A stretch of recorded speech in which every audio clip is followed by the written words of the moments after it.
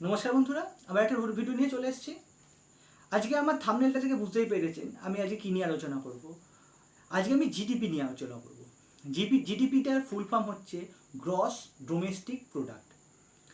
এটাকে কি এটা কি মাথায় দেয় না খায় না কি করে এটা অনেকেই জানে না, কিন্তু আমি বলবো এটা হচ্ছে আমাদের দেশ চালানোর জন্য সব থেকে গুরুত্বপূর্ণ জিনিস। এটা আমাদের জানা উচিত।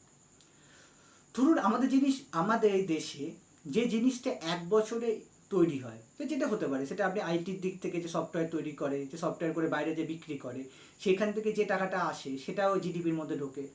আমাদের যে কৃষকরা যে কৃষিদের বিভিন্ন রকমের সবজি ফলায়, যে ইয়েগুলো হয়, যখন যেটা আড়তে এসে বিক্রি করে তখন যে টাকাটা আসে সেটাও জিডিপির মধ্যে ইনক্লুড হয়।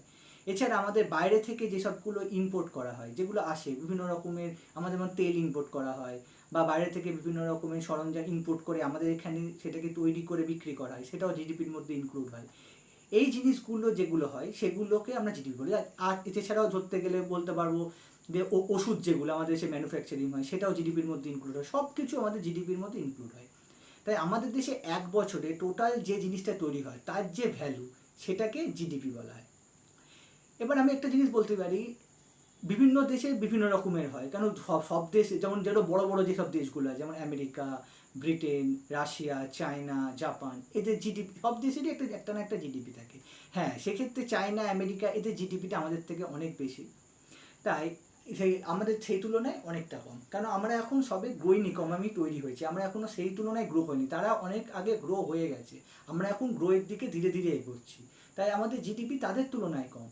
কিন্তু আমি তাই বলে ছোট করছি না, আমাদের জিডিপি যথেষ্ট বড়। আশেপাশে যেসব কান্ট্রিগুলি আছে আমাদের, তাদের থেকে আমাদের জিডিপি অনেক বেড়ে গেছে। হ্যাঁ, আমাদের সঙ্গে চায়নার সঙ্গে তুলনাটা এখন অনেকেই করে, কিন্তু চায়নার মতো আমরা অতটা বড় হতে পারিনি জিডিপির দিক থেকে, কিন্তু আমরা তাদের কাছাকাছি যেতে পেরেছি।